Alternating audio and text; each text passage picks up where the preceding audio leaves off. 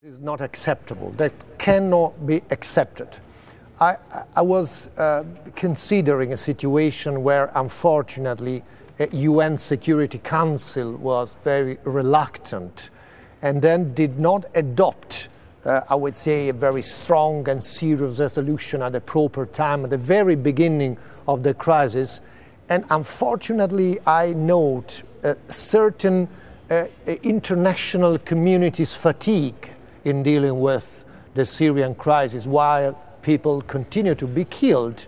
So the only way, to me, is continue to strengthen positions like the one taken by the Arab League with the encouragement of the state of Qatar, and to go ahead, including the idea of strengthening the proposal of observers on the ground, not just 1,000. 300 observers, I mean, it's nothing compared to a NATO bombardment. Exactly. This is why I'm talking about strengthening that proposal. That proposal can be the basis, but we need a stronger perspective to have on the ground disseminating counterweight and stop violence. Is that fatigue brought about to some extent by the fact that there are domestic political issues to be considered? David Cameron under pressure in the UK, the French changing governments, we see no new foreign minister there, American election year. Let's look after ourselves until we try and look after other people. Not directly, but certainly some kind of European Western fatigue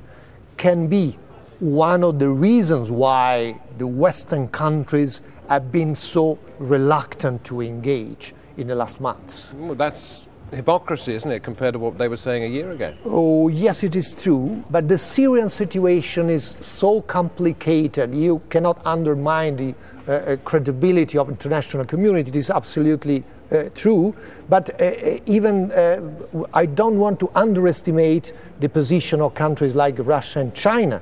They were extremely tough, extremely clear. Can we engage in a controversial way over Syria against China and Russia? This is another difficult element to be taken into consideration. You've attacked the apathy. You say it's unacceptable. Do you think many more people in that country are going to lose their lives before this situation is sorted one way or the other? Well, it is a tragedy, but I have to say it will depend on the capacity of countries like this country to pool efforts and to work together in order to press the regime of President Assad to stop violence. Otherwise, if we will be not able to keep our pressure, strong pressure, people will continue to be killed, unfortunately.